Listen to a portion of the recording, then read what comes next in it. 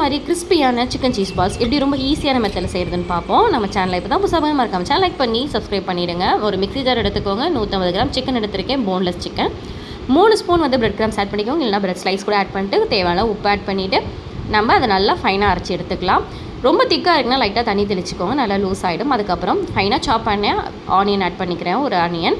அப்புறம் 1/2 ஸ்பூன் இஞ்சி பூண்டு paste, 1/2 spoon Kashmiri chilli powder, normal மிளகாத்தூள் கூட ஆட் பண்ணிக்கலாம்.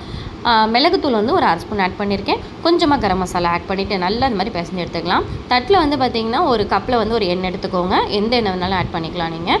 நெக்ஸ்ட் பார்த்திங்கன்னா சீஸ் வந்து பார்த்திங்கன்னா அமுல் சீஸ் தான் எடுத்திருக்கேன். ஸோ அதனால் இந்த மாதிரி க்யூபாக கட் பண்ணியிருக்கேன். இதை நான் வந்து நம்ம நார்மலாக தட்டிட்டு அதில் உள்ள வந்து ஸ்டஃபிங்க்கு சீஸை வச்சு மோல்ட் பண்ண நம்மளுக்கு என்ன ஷேப் வேணுமோ அந்த மாதிரி நம்ம எடுத்துக்க வேண்டியதுதான். அதுக்கப்புறம் ஒரு பவுல் எடுத்துக்கோங்க, ஒரு முட்டையை எடுத்து நல்லா பீட் பண்ணிக்கோங்க, லைட்டாக உப்பு ஆட் பண்ணி.